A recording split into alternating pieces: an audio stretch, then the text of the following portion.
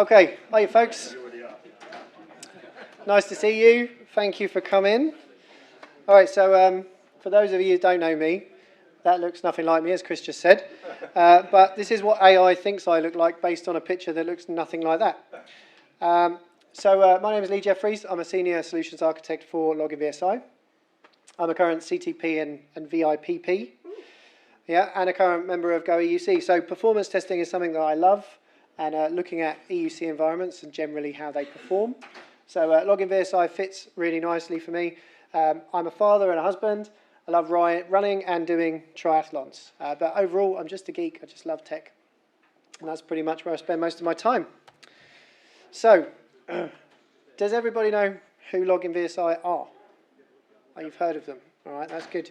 So, so I think over the last year and a half, certainly my perception, being in the EUC industry, was that LoginVSI were a bit inflexible, and it was always quite difficult to talk to salespeople.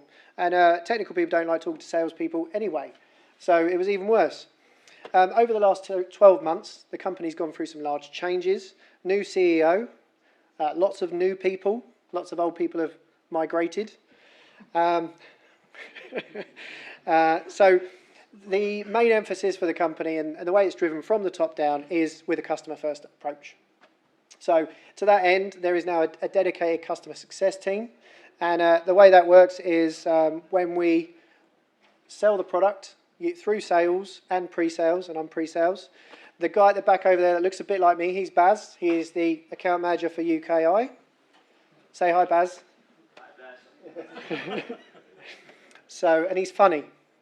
He's really funny. Despite that. Yeah. So, overall, what we've seen in this last 12 months is just better customer engagement, feedback from customers, really drilling into the business and driving all the decisions we make, not just some of the development decisions. And strengthening those relationships, that's why we're here, that's why we're sponsoring.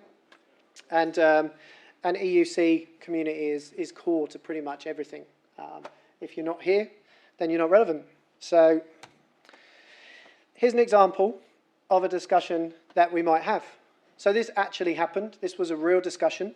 The way that we sell the product is we say, how many users do you have on your environment? And we sell you a license for that. And that's sometimes a tough pill to swallow, depending on how your environment is structured, right? What's your architecture? How do you need to test? So we're open to having reasonable discussions about how things actually work for you and what you actually need to test. So in this discussion, the customer says, hey, I've got 2 data centers, they're identical, I don't need to test both of them, right? So we're able to split that down the middle and say, okay, well, why don't we just test one side?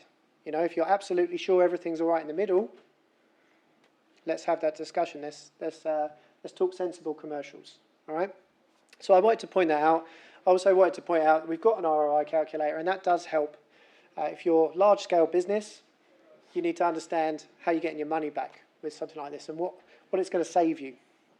So I've added that. Baz will help you with that when we get there. So what do we do? That's probably more prudent. I've got 11 minutes left, including some demo time, so no worries. So I'm going to sum it up. There's a lot of information there on the slide. So I'm going to provide like a VDI journey. So on a Friday, you're going to roll some changes to a UAT pre-production environment, and you need to do some tests. You need to make sure all your apps work. So you're going to use image change control. You're going to do an application test. That's going to do an automated UAT process for you, and it's going to spit out a PDF. That PDF is going to tell you which apps work and if they were slower than they were before. You then make a decision. Do I want to compare this image that I've just rolled to my previous release? You then move on to pre-production visibility. Nice marketing term for load testing. You run a load test. It's the same load test you ran previously. You then compare those 2 load tests. It's going to tell you, are your apps slower or faster than they were before? It's going to tell you which apps and which steps in those apps are slower.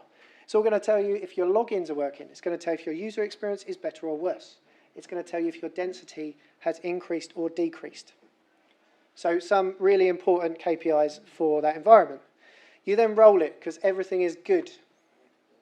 So you've rolled it out. We then use production insights. That's continuous testing. We'll log a user onto your environment in production whilst everybody's working on it, and every 10 minutes we'll log in and we'll take all those metrics that we took in the performance test and we'll graph that for you. We'll graph it every 10 minutes for as long as you want it running. So you'll be able to look back in a week, in 2 weeks, and you'll be able to see, as I made that change, did I have sort of any decrease in performance? And using all that information, we can do things like cost management, cost optimization, sorry, and capacity planning. And that's the lifecycle optimization. What does it look like? Something like this. So we have some stock workloads. We call it Knowledge Worker, Office apps. And that's actually a virtual user right now running on a virtual desktop is AVD. And we're recording everything that happens. So every time we do something in an app, we tell you how long it took. Open a file dialog, run a PowerPoint presentation, write an email. So out of all that information, as long as you're using the same test every single time you do a release, you have a baseline and you have something that's comparable to your last release. Is it easy? It never used to be, but it actually is much easier now because we just deploy a virtual appliance and everything comes in that.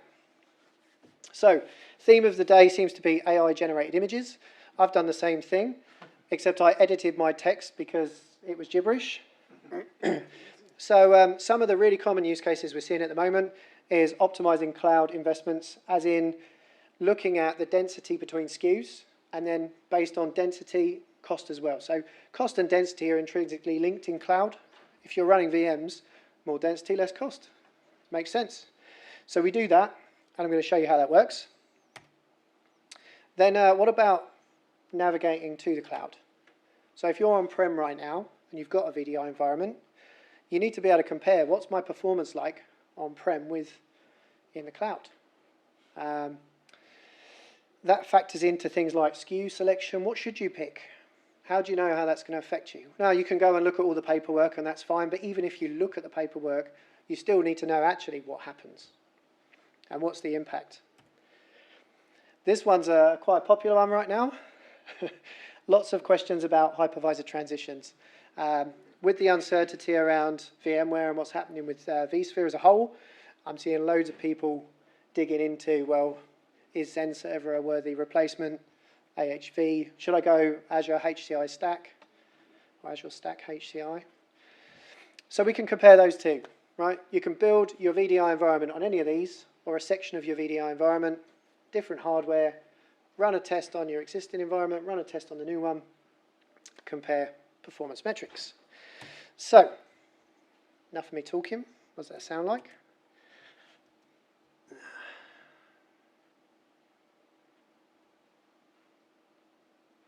Okay.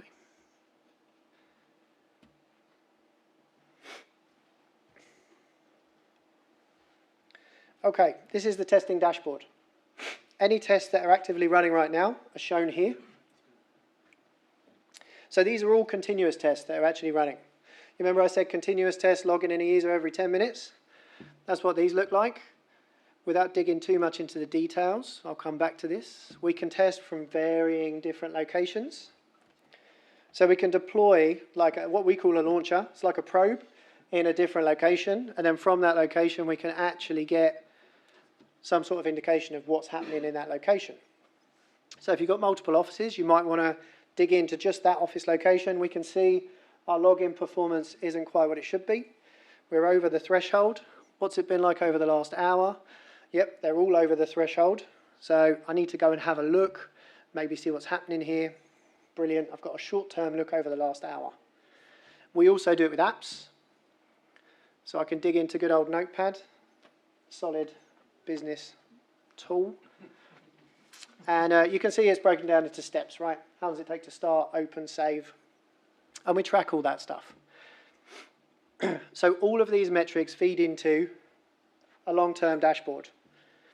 So over time, I can actually see what's my user experience. So that's an hour. I can go back a day, a week, a month. And this EUX score is quite important. Because what this EUX score is telling you is based on our experience over performance testing for all these years, we've broken the test down into varying parts, and we actually test both storage locations, i.e. local VDI disk and user profile location. And then what we do is we mix all that up with a CPU workload at the bottom. That's the green line. The green line, in our experience, is usually the one that dips. It's always a mix of CPU and storage that kills you. That makes sense, really. So based on these metrics, I can see over the last day, has my performance dipped at all? We track latency. We track logins. We break the logins down. Also tracked for as long as you like. Then, application response times. It's very important that Excel launches because I use that a lot. It might have something to do that it's a built-in workload. But as you can see, we track that, right? Now, once you've come up with something that you need to dig into, we also track session metrics. This is the big thing. Because if you've ever done any performance testing, you would have had to capture your performance metrics independently of all this data, and then you'd have to find ways of sort of collating the two together, and that was painful. And you always had to be a bit skilled and know the ways to do that, which I've had to do many times.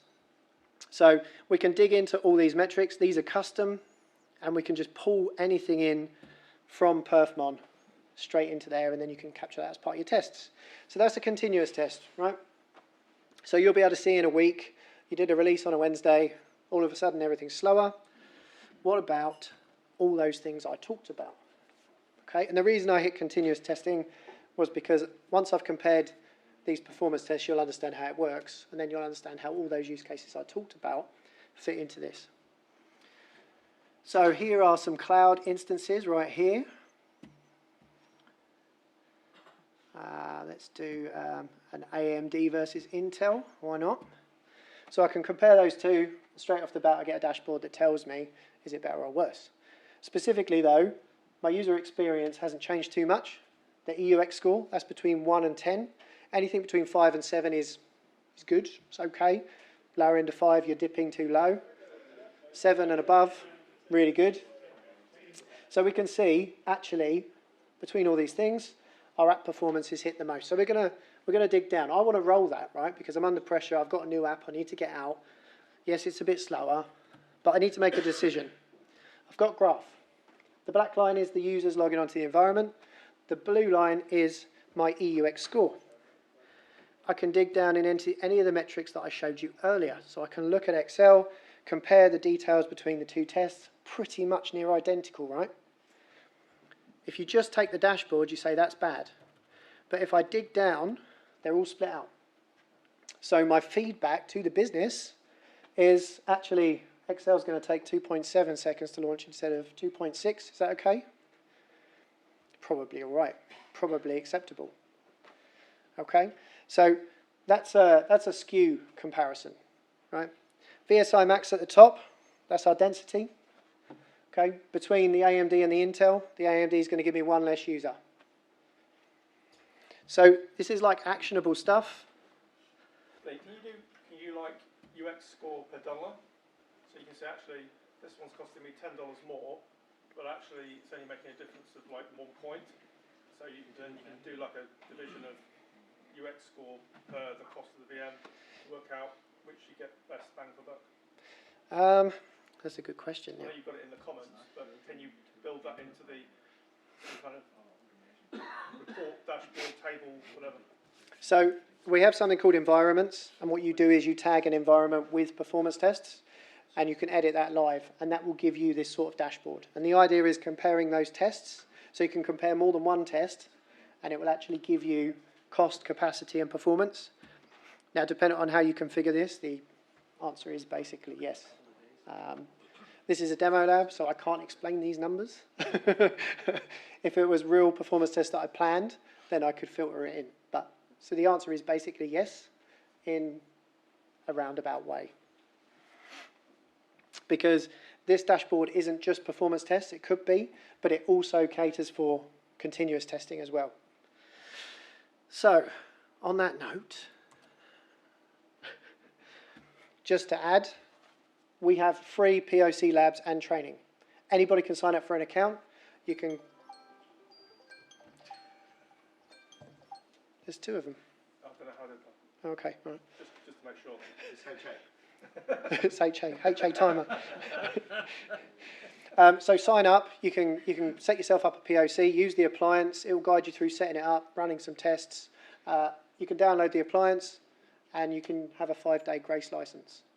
We have a Slack community. We have application workloads that are community put together or community contributed to by community, and we have the ROI. So if you want a demo, take a picture of that, or just come see us at the booth. Me and Baz are just there behind that wall, and I thank you all for your time and your attention.